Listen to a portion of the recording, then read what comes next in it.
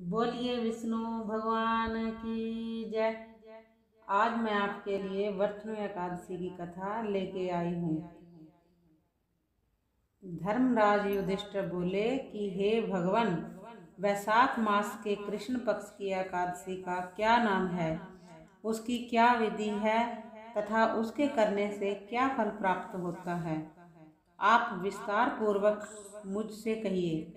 श्री कृष्ण जी कहने लगे कि हे राजेश्वर, इस एकादशी का नाम वर्तनी है।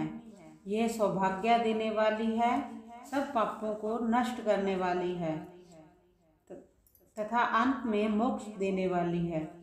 इस व्रत को यदि कोई अभागिन स्त्री करे तो उसको सौभाग्य मिलता है। इसी वर्तनु एकादशी के प्रभाव से राजा मानधता स्वर्ग को प्राप्त गया था। वर्तनु एकादशी का फल 10,000 वर्ष तक तप करने के बराबर होता है। कुरुक्षेत्र में सूर्य ग्रहण के समय तक भार स्वर्ण दान करने से जो फल प्राप्त होता है, वही फल वर्तनु एकादशी के व्रत करने से मिलता है।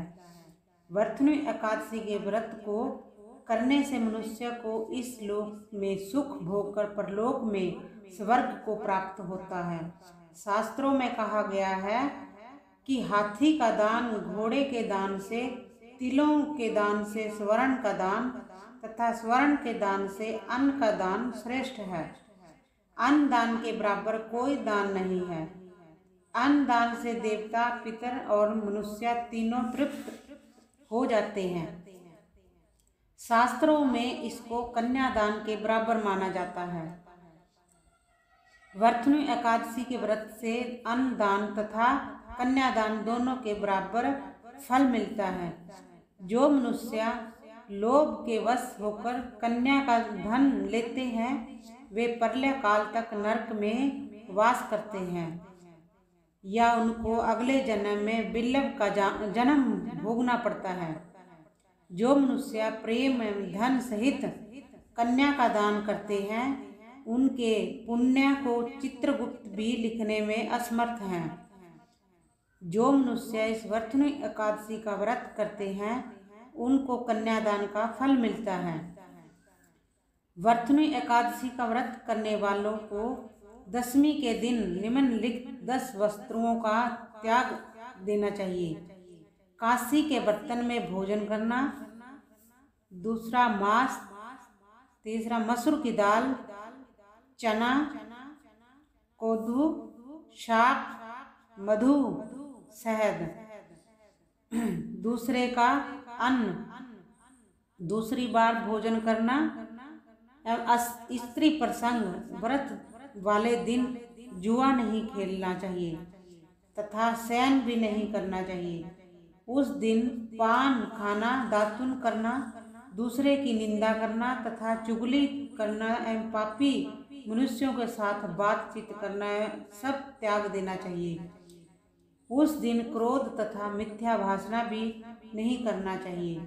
इस व्रत में नमक, तेल अथवा अन्न वर्जित है।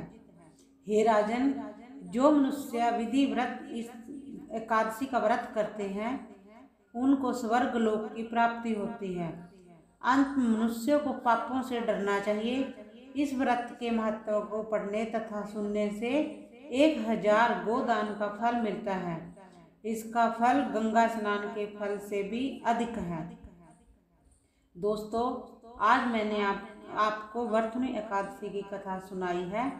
श्रीमन नारायण नारायण नारायण, हरि नारायण नारायण नारायण, श्रीमन नारायण नारायण नारायण, हरि नारायण नारायण नारायण, श्रीमन नारायण नारायण नारायण, हरि नारायण नारायण नारायण, श्रीमन नारायण नारायण।